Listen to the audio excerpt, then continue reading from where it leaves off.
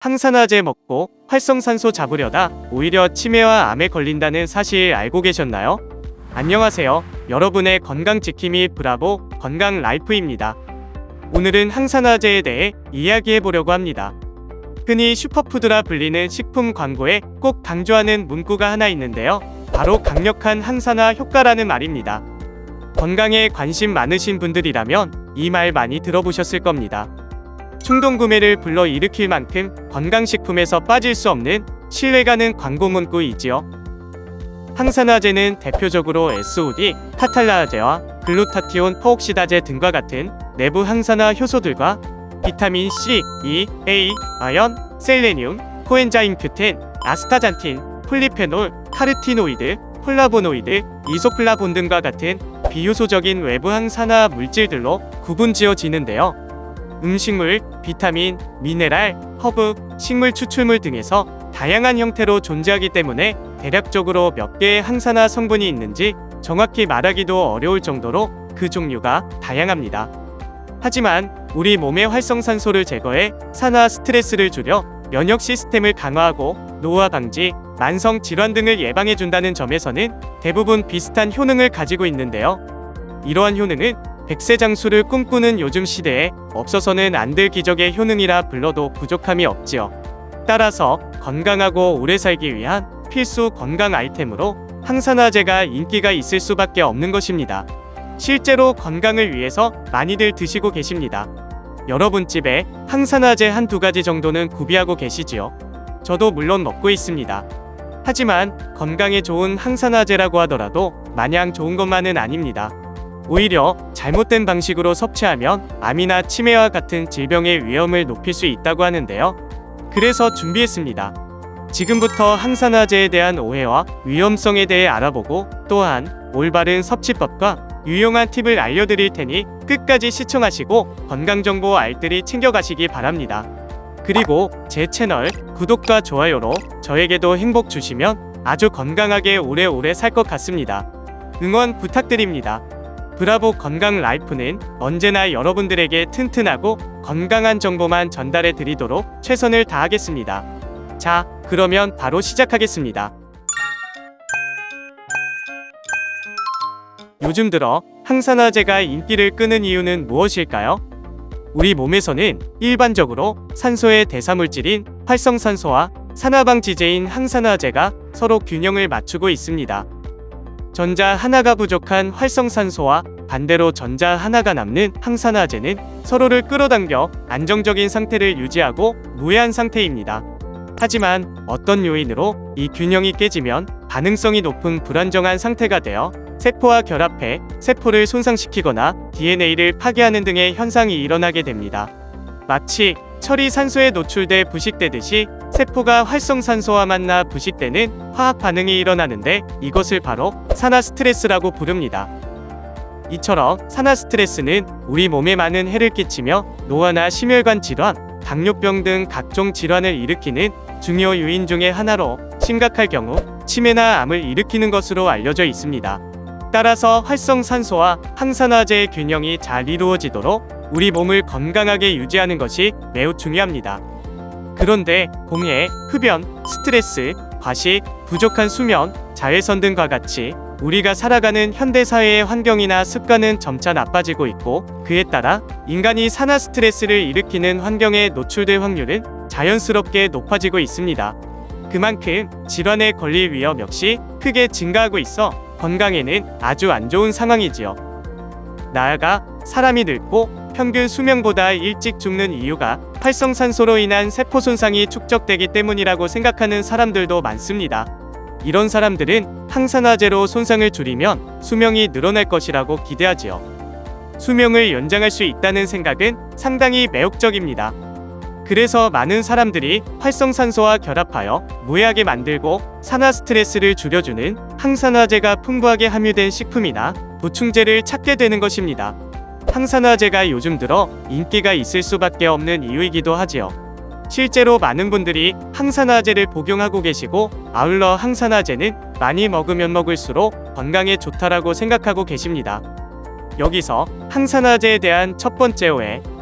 과연 항산화제 많이 먹으면 먹을수록 건강에 좋을까요? 사실 몸에 좋은 항산화제도 과량으로 섭취하거나 잘못된 조합으로 섭취하면 오히려 산화 스트레스를 증가시키거나 다른 영양소의 흡수를 방해할 수 있습니다. 앞서 말씀드린 바와 같이 항산화제와 활성산소는 서로 균형을 맞추고 있습니다. 그런데 항산화제를 너무 많이 섭취하면 활성산소의 양을 넘어서는 전자를 가지게 되어 스스로도 산화력을 가진 새로운 활성산소로 변할 수 있습니다. 따라서 균형이 깨진 항산화제는 반응성이 높아져 세포와 결합하게 되고 결국 세포를 산화시켜버리게 됩니다. 활성산소와 다를 바가 없어지는 것이죠. 뿐만 아니라 항산화제는 종류에 따라 서로 상호작용하여 효능이 감소하거나 산화 스트레스를 더욱 증가시킬 수도 있습니다. 실제로 한 연구에 따르면 비타민 C와 E를 함께 과량으로 복용했을 때는 오히려 철분의 흡수를 방해하고 혈액 응고를 지연시켰다고 합니다. 또한 1994년에 발표된 ATBC 연구 결과 베타카로틴을 복용한 사람들이 시간이 갈수록 이를 복용하지 않은 사람들에 비해 폐암이 더 많이 발생했다고 합니다. 또한 1996년 세계적으로 가장 유명한 의학 저널 중 하나인 NEJM의 연구에 따르면 항산화제로 가장 잘 알려진 베타카로틴과 비타민 E를 복용하면 폐암과 심장병이 오히려 더 많이 발생할 수 있다는 충격적인 연구 결과를 발표하였습니다. 따라서 항산화제는 적절한 양과 종류로 섭취할 때만 우리 몸에 도움이 되고 과량으로 섭취하거나 잘못된 조합으로 섭취하면 오히려 반대의 효과를 낼 수 있습니다. 두 번째 오해는 항산화제는 암이나 치매와 같은 질병을 예방하거나 치료할 수 있다는 것입니다. 실제로 항산화제가 암이나 치매와 같은 질병의 원인인 산화 스트레스를 줄여주기 때문에 그와 같은 병의 치료에 도움이 될 것이라고 생각할 수 있습니다. 하지만 이것도 꼭 그런 것은 아닙니다.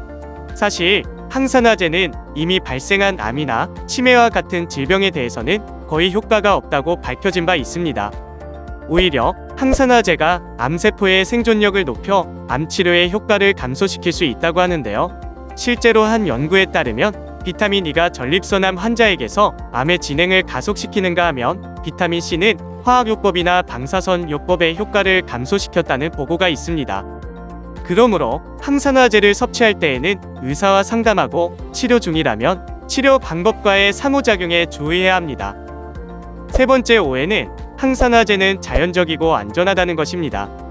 실제로 항산화제는 대부분 식물이나 동물에서 추출한 자연적인 물질이기 때문에 인공적인 약물보다 안전하다고 생각할 수 있습니다. 하지만 이것도 역시 꼭 그런 것은 아닙니다.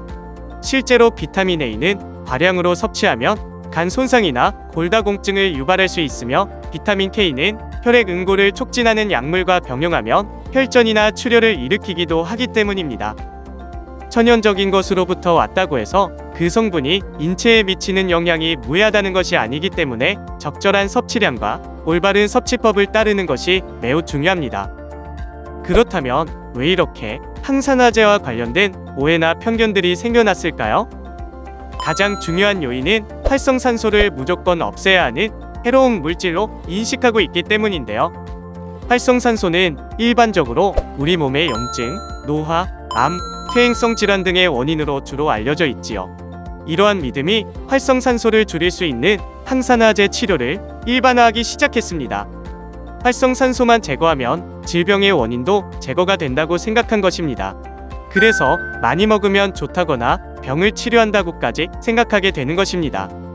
하지만 이런 생각은 활성산소가 가진 생리기능을 잘 몰랐을 때의 일입니다. 근육을 손상한다거나 세포를 사멸하고 면역기능을 떨어뜨리고 노화를 촉진시키는 등의 부정적인 기능은 활성산소가 과할 때의 이야기입니다. 적절한 경우에는 오히려 긍정적인 작용을 하는데요. 예를 들어 근육을 더욱 강화하고 오히려 긍정적으로 사용하도록 유도합니다. 또한 이미 발생한 암세포를 다시 죽이고 퍼지지 못하도록 하는 역할도 활성산소들이 담당하지요. 또한 적절한 활성산소로 만들어진 염증 반응은 세균이나 돌연변이 세포로부터 우리 몸을 방어해줍니다. 그뿐만이 아니라 적절한 농도의 활성산소가 건강한 노화 또는 노화의 지연을 위해서는 필수적이지요. 그 외 적절한 활성산소가 줄기세포 분할을 촉진한다고 하니 활성산소에 대한 인식을 새롭게 바꾸어야 하겠지요. 활성산소를 일상생활에 비유한다면 불에 비유할 수 있는데요. 불이 제대로 조절되지 못하고 과했을 때는 너무도 큰 재앙이 일어나지만 불을 잘 사용하는 사람들에게는 삶의 질을 윤택하게 하여 불이 없을 경우의 삶 또한 생각하기 어렵게 되는 것과 마찬가지입니다. 따라서 적절한 활성산소 유지를 위해 어떻게 건강관리를 하는 것이 좋은지에 대한 지식을 익히는 것도 매우 중요하다고 봅니다. 어떻게요? 간단하게 브라보 건강라이프 시청해주시면 됩니다. 쉽지요? 좋습니다. 그렇다면 항산화제를 어떻게 섭취하는 것이 건강에 도움이 될까요? 일단 항산화제는 보충제로서 섭취하기보다는 식품으로서 섭취하는 것이 좋습니다. 항산화제는 보충제나 천연식물이나 상관없이 항산화 작용 이후 산화되면 독성이 남게 되어 오히려 세포를 공격하게 됩니다. 그야말로 항산화제의 배신이지요. 이를 막기 위해서는 산화된 항산화 물질을 원래의 항산화 물질로 되돌려야 하는데 그러기 위해서는 또 다른 항산화 물질이 필요합니다. 게다가 이런 과정이 끊임없이 반복되기 때문에 하나의 항산화 물질만 섭취하기보다는 다른 종류의 항산화 물질을 골고루 섭취해야 하는 것이 중요합니다. 그런데 항산화 성분을 보충제로 섭취할 경우 사실상 골고루 섭취하기가 쉽지 않습니다. 보충제 하나하나 구매하다 보면 지갑이 거덜날 수도 있습니다. 비용이 만만치 않지요. 이러니 어쩔 수 없이 항산화제 하나로 만족하시는 분들 많으실 겁니다. 이렇게 하나만 섭취하다 보면 결국 항산화제 불균형을 유발할 수 있지요. 항산화제 불균형이 심해질 경우 몸속에 독소가 쌓이고 해독을 하지 못해 결국 건강에 악영향을 끼칩니다.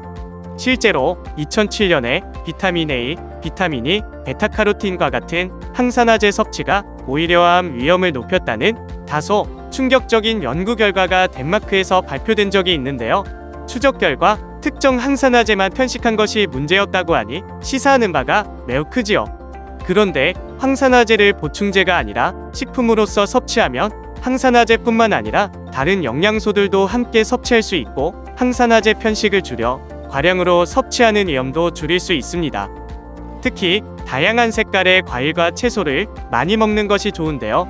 과일과 채소에는 다양한 종류의 항산화제가 함유되어 있으며 각각의 항산화제는 서로 다른 작용을 하기 때문에 우리 몸에 필요한 항산화제를 적절하고 균형 있게 섭취할 수 있습니다. 여기서 잠깐 궁합이 좋은 항산화제 조합 팁을 하나 추천드리자면 비타민 A, 비타민 C, 글루타티온, 알파리포산, 코엔자임 Q10의 경우 최상의 항산화제 조합인데요. 항산화 작용 후에 생긴 서로의 독을 독성이 없는 원래의 항산화 물질로 되돌려줍니다. 따라서 복용 시 각각 따로 드시지 마시고 함께 복용하시는 것이 좋습니다. 보충제로도 좋고 식품으로도 좋고 지갑 사정이 안 좋으시다면 보충제 한두 개의 식품으로 같이 섭취하셔도 되고 하여간 좋은 조합이니 기억해 두셨다가 시도해 보시기 바랍니다. 본론으로 돌아와서 항산화제는 섭취 시 본인의 건강 상태나 복용하는 약물과의 상호작용을 고려해 의사와 상담하고 복용량을 잘 지켜야 합니다. 만약 암이나 치매와 같은 질병을 앓고 있다면 항산화제가 치료에 방해가 되지 않는지, 혈압약이나 당뇨약과 같은 약물을 복용하고 있다면 항산화제가 약물의 효과를 감소시키거나 증가시키지 않는지, 임신이나 수유 중이라면 항산화제가 태아나 유아에게 영향을 주지 않는지 주치의와 복용 여부를 반드시 의논해야 합니다. 또한 항산화제는 연령, 성별, 건강 상태 등에 따라 필요한 양도 다릅니다.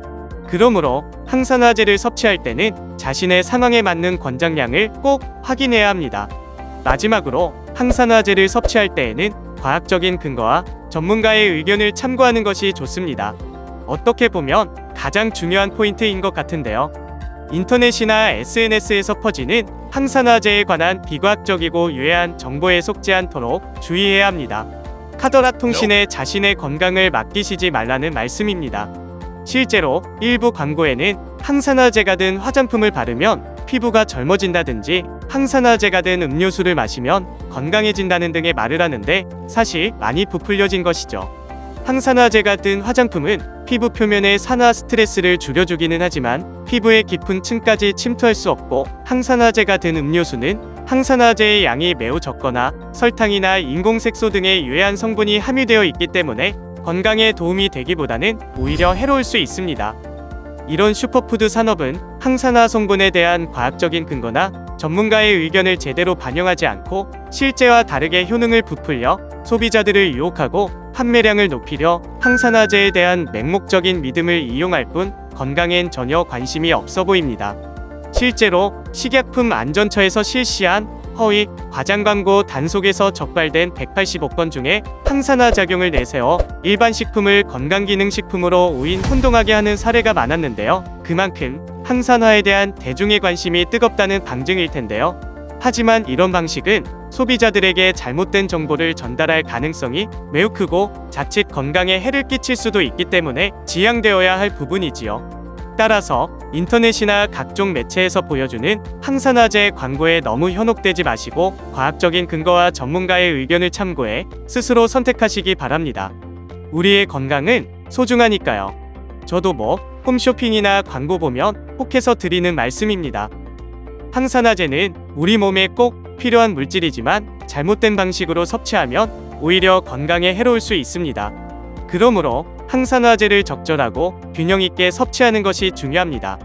여러분, 이번 영상에서는 항산화제에 대해 알아보았습니다. 항산화제에 대한 오해와 위험성에 대해 배웠고 항산화제를 어떻게 섭취해야 할지 알아보았습니다.